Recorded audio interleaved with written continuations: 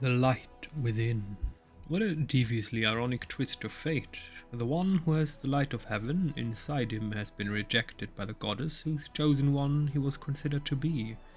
The very thought of an angel created in a laboratory is the worst kind of blasphemy. After all, to say nothing of one made with the blood of fallen demon lords. So what will the self-proclaimed angel do, now that he has refused to renounce that which the goddess expressly denied him? Intercept the demon army near the shrine of Polura. The secret shrine is under threat. The demon called Mutasafan is leading an army there. The commander's allies have rushed off in pursuit. What will they say once they learn Iomede's verdict? Will the shrine stand or fall? How can one stop a demon who so deftly evades death? Well, we shall find out.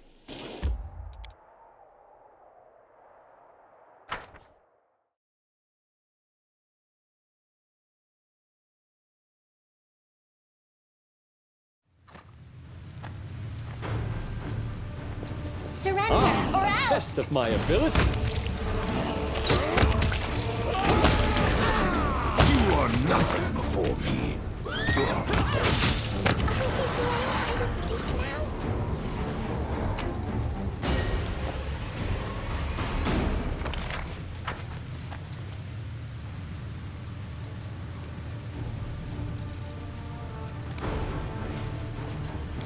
Ha! A trivial task.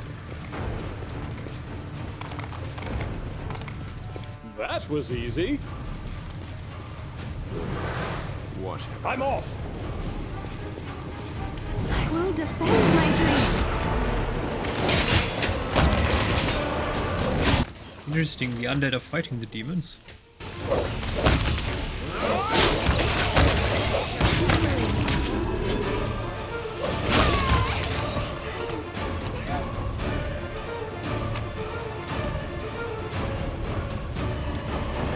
I do what I must.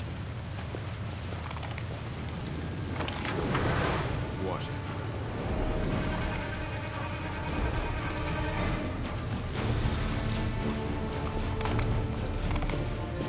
I refuse to accept their statement.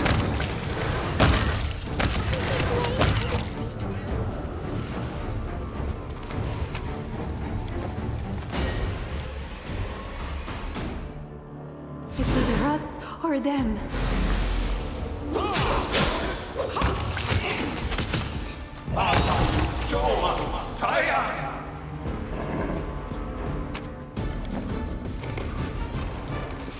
Too late for apologies.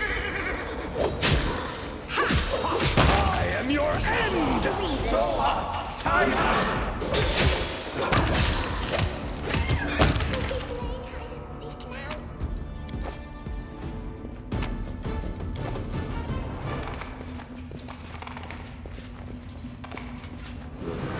I'm gone.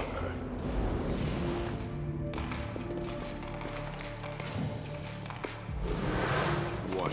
No time for I debates. will resist! I mean, we still don't know the secret of Mutasafan's immortality, so even if we defeat him now, he will not be gone forever. Where are... Oh, there's a dead later. Oh dear.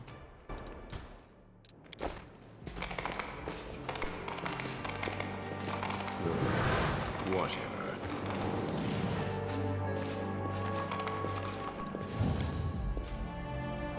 We do it my way. Whatever.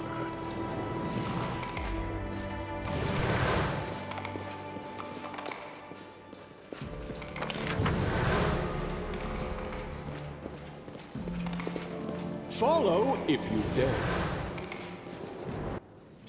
You look at this legend. He single-handedly defeated the demon. I mean, damn. That has Balrog Gandalf vibes.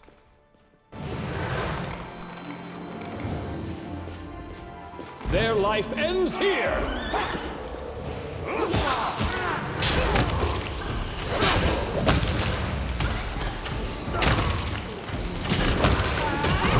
This wound, my gift to you.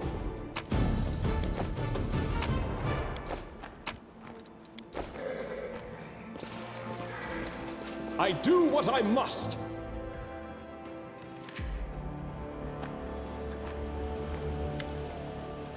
Ah, it's you again. Oh, and a traitor. The demon flips through the pages of an ancient tome with a bored expression. He does not seem at all surprised by your arrival. Sorry, I'm busy right now. I don't have time to chat.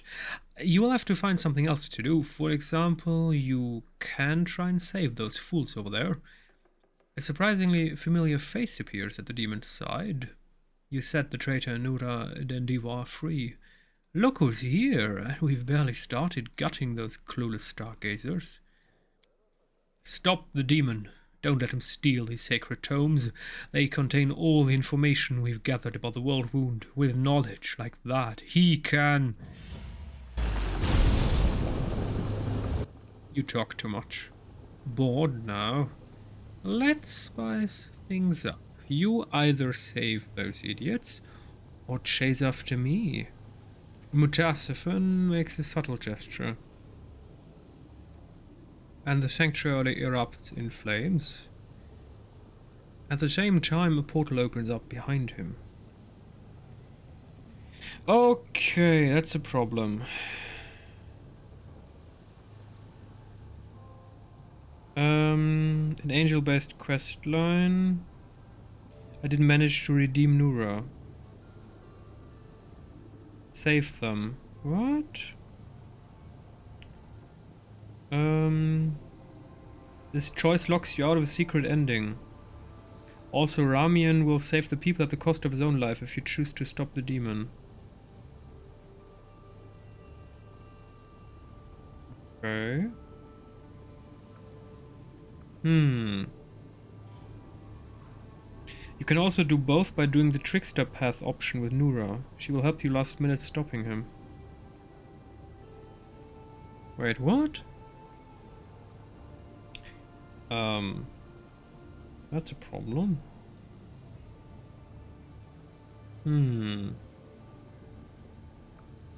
Well, okay, search the sanctum. You need to choose between saving survivors to stop Mutasifin. However, if you pick Trickster Path and spared Nura, she will stop Mutasifin for you. Alternatively, Ramian can save the people for you if alive and there, but he'll die instead. Okay.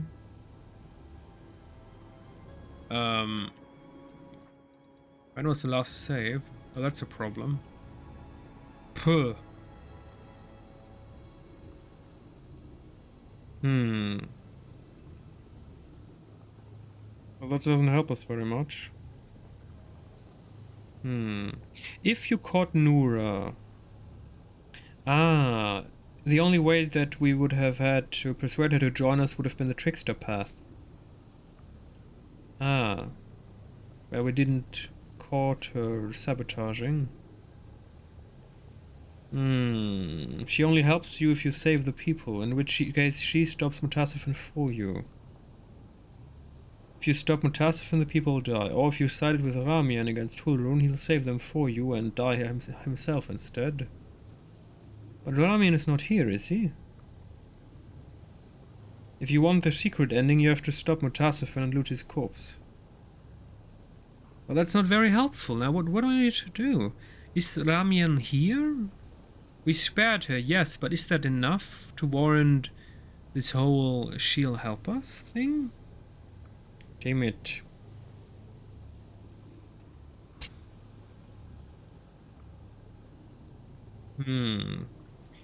Okay, next cascade. Cirque de Champ, blah blah blah. If you pick Trickster Path and spared Nura, she will stop Mutasifin for you. Mutasifin's folk. But what happens if we save the temple's inhabitants? What does that bring us? Is that important? Oh. Okay. It's for...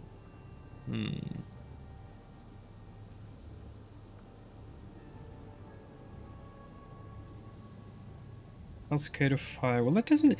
These internet sites don't help me very much. Protect the shrine. Yeah, you need to choose, but what will the result be? Alternatively, Ramian can save the people for you if alive and there, but he'll die instead. Who's Ramian? Ramian Pathfinder. And is he there or is he not? Ramian. Oh, that dude. Yeah, he's alive. We didn't kill him. So, stop Mutasafin. I can't let you leave with such dangerous knowledge.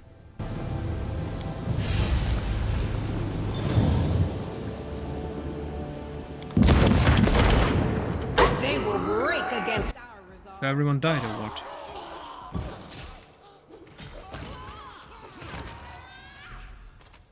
That sucks.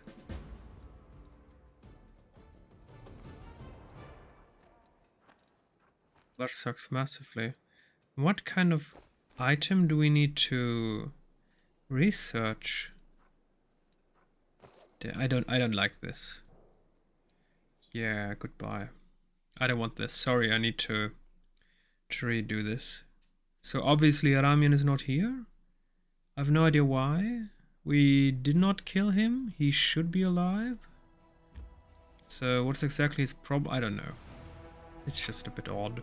We're just going to rush through and we're going to save the people. Let him go, whatever. Leader, okay, yes.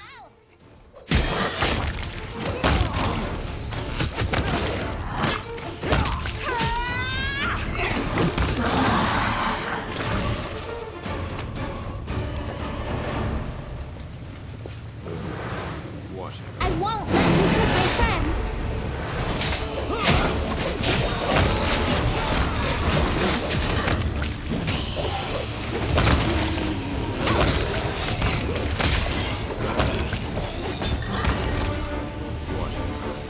It's just completely...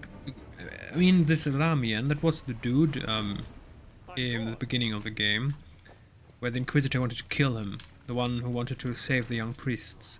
But we didn't kill him, and this guide said that I found on the web, if Ramian is alive and well and there, he's going to save the people. But why does it say and there? How could I make sure that Ramian would actually enter it? Ramian Pulura's Fall. Am I missing something here? Why wasn't he there? Why wasn't he there?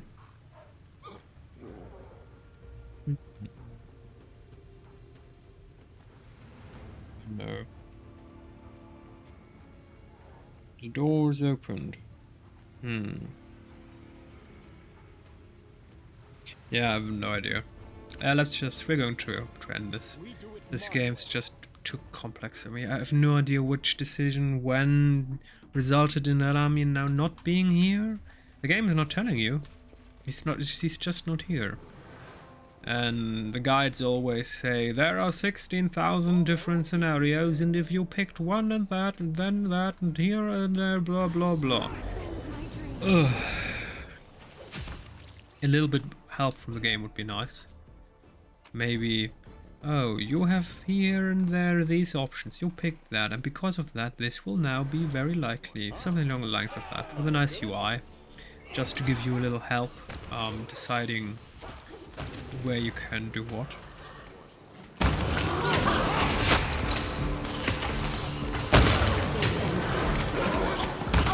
Playing hide and seek now?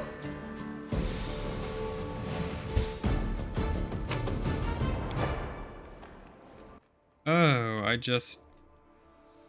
Nice. Accidentally pressed one of these areas and now the door is closed again, but it doesn't really matter. Whatever.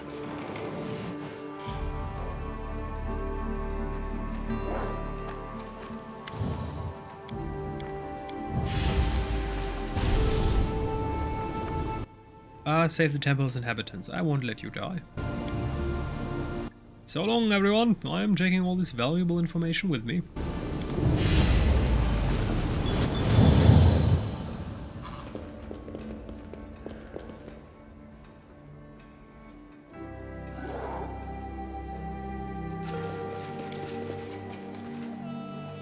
Nothing left of value on these bookshelves. Mutasifin managed to escape with the research he stole from Pulua stargazers.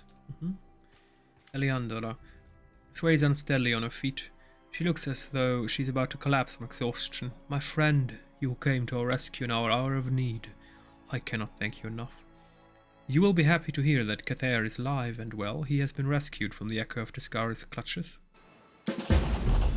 Pulura be praised. We have missed him. If we had been here, the demons would never have taken us by surprise. Tell me about your research. What is it about? Why did Mutasifin want to steal it? That research is our life's work. The priestess answers bitterly. We have studied the world wound for 100 years. We've been searching for a way to close it, but the demon wanted our research for a different purpose. He aspires to follow in our little Warlesh's footsteps. He wants to open a wound of his own. He believed that our research would help him to accomplish his goal. Although I am grateful that you saved us, I am terrified by the thought of what the demon will do with our research. He will use it for his own evil purposes, and that breaks my heart. This research does sound very useful. It could lay the groundwork for some very interesting experiments. After we close the world wound, the information they've collected could help us open a few small, controlled wounds for research purposes. Not too many, around 3 dozen, including control samples. Oh, just imagine how much data we could gather. Yeah, how about we research it in a theoretical way without opening any wounds? What will happen to the sanctuary now? It breaks my heart to leave this place, but we cannot stay here. The sanctuary was protected by the secrecy of its location, but now that the demons know about the temple, this is no longer a place of refuge.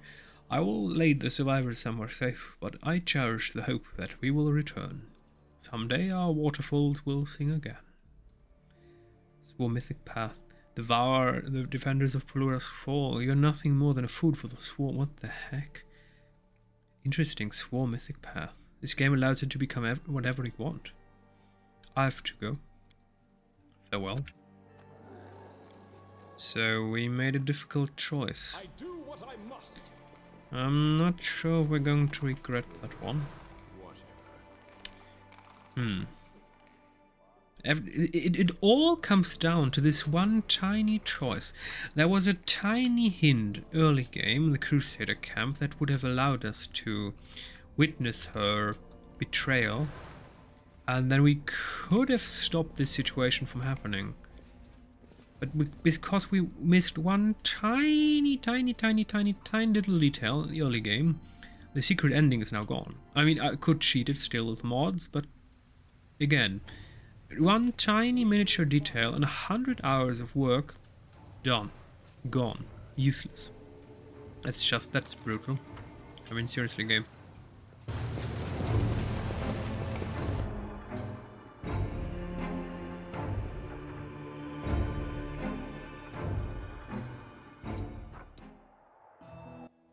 Alrighty, we're now going Mutasifin's laboratory.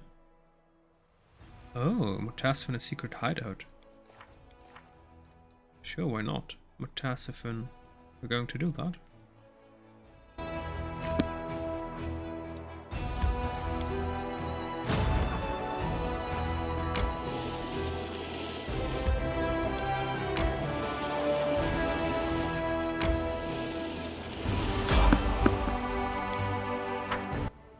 Maybe our skeletal friend.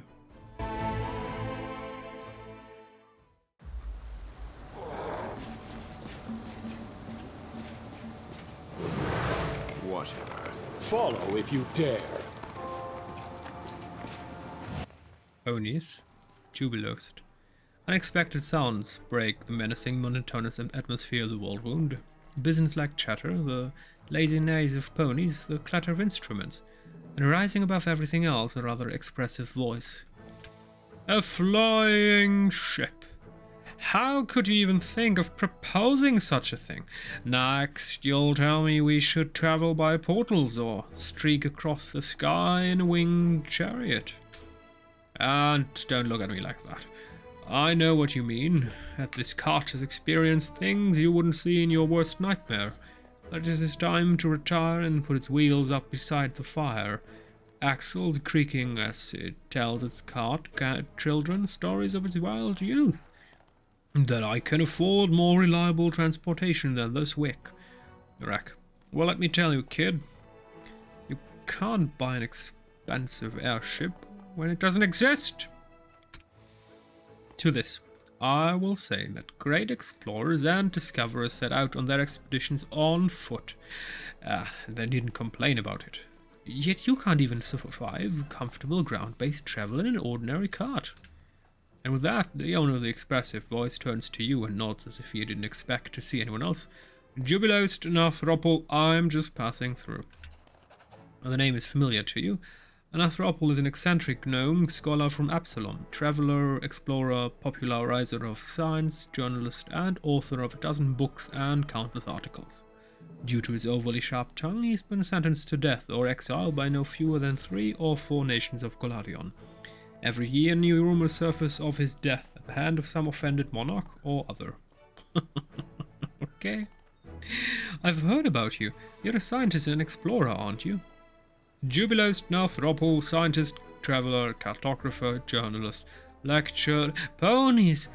Oh, they're so cute and chubby, just like Suit. May I pet your ponies, please? The delighted Ember seems not to have noticed she interrupted Jubilost's lists of titles. Jubilost stops short and glares at Ember with indignation. Ember looks at him with innocent devotion, waiting for his permission. Ah, well, fine. You may pet the ponies, girl. He looks indifferent. Now that where were we? I am Jubilost Nathropol, a scientist and journalist, at your service.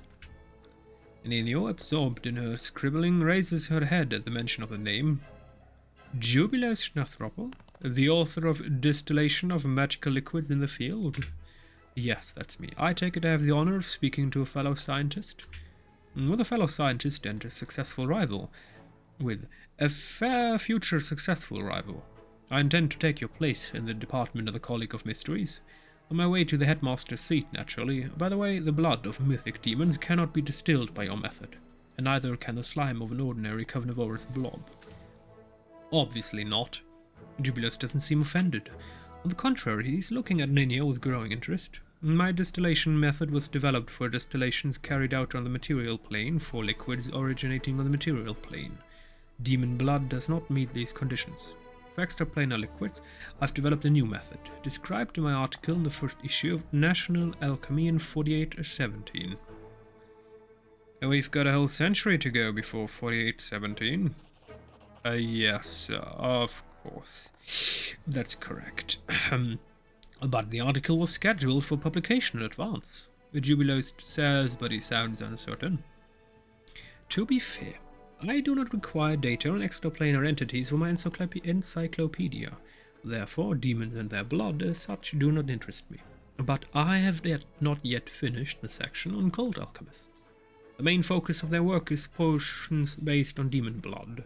To support my thesis that the average cult alchemist lacks any real knowledge of the subject, I need to make a breakthrough in this field. An approach worthy of a true scientist. I wish I could linger and try to reconstruct my method from memory, but I don't have any time to spare. Jubilost sighs with obvious regret. So you're an encyclopedist, at the same time a practitioner and a field researcher? Well, that's right, I am Nenio. I just need to clarify a couple of details. I'll figure out the rest on my own. Of course, I'd be happy to be of assistance, even if nothing comes of it. We could continue this discussion by correspondence. We're going to listen in silence. It is certainly possible, but let's return to the issue at hand. To what degree should I saturate the blood with steam during distillation? My previous attempt resulted in an explosion, which suggests the durability of a standard distillation apparatus is not without limit. To what degree saturate... what? Jubilost's expression changes drastically. You're using direct distillation? I am. Dry steam distillation is not a viable option. What absolutely, utterly inconceivable nonsense, girl. In my second article in National Alchemy, I proved beyond the shadow of doubt that during this direct distillation is not suitable for magical liquids, and only a properly isolated steam coil allows us to consider the distillation process effective. Jubilos glares at Nino. In the section of my encyclopedia detailing the uses of distillation apparatuses, I completely unravel every argument of your work on the benefits of dry steam distillation. Jubilos folds his arms in indignation, then his expression shifts to boredom. So you're interested in distillation, dear colleague? Excellent. Then subscribe to National Alchemy and wait until my article reaches these parts. I'm afraid I'm in a rush and cannot offer you any advice on the subject. So where did we leave off, Commander? That's a bit odd. Whatever he says is BS, and any time he's, well, confronted with that, he's just like, oh, I will publish that one in the future. Are you serious? I've heard rumors of your death.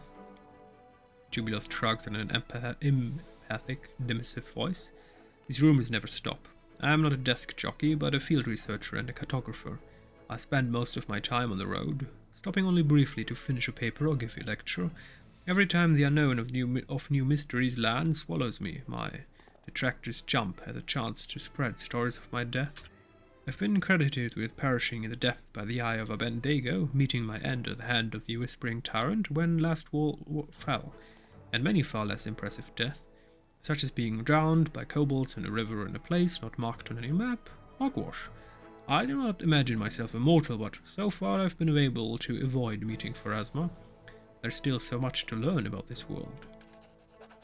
Jubilos' speech seems confident, and there's no reason to doubt his words, yet he mentioned the fall of Last Wall as a well-known fact, but you know for certain this nation is alive and well. Maybe he knows the future?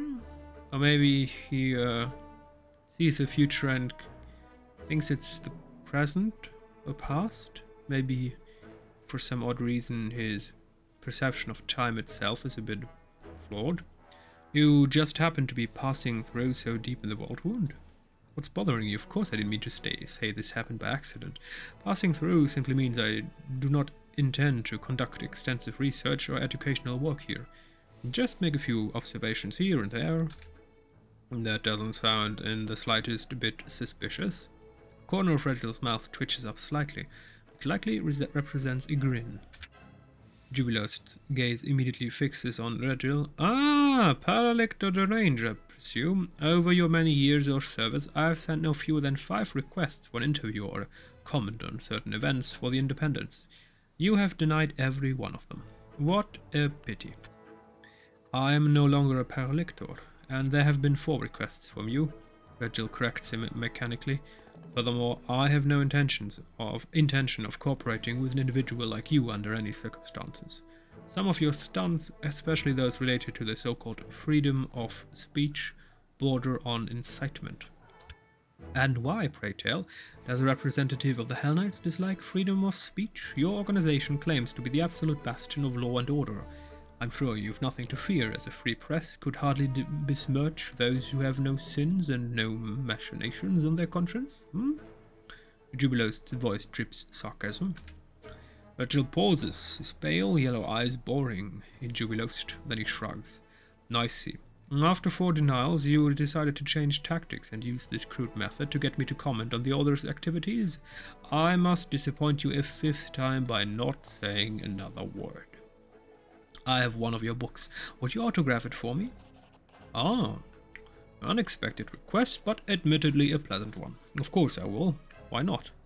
What? Cooking Almanac of the Inner Sea.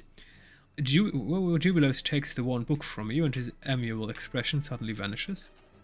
A culinary almanac? Oh, of the dozens of articles on practical alchemy, history books, geographical reference books, and brilliant political essays I've published. You choose a cookbook? Jubilos glares at you, then sighs heavily.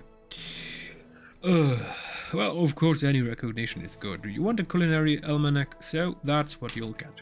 Here you go, with the best wishes, the author. What's wrong with your cart? Oh, I suppose I should have led with this. Sadly, my cart is stuck, and my assistants...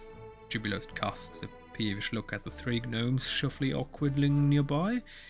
As it turns out, are completely incapable of applying the most simple practical skills and fixing this blasted wagon. I would appreciate your help, Commander. All you need to do is attach the wheel, clear the road, and calm the poor ponies. The world wound causes them great stress.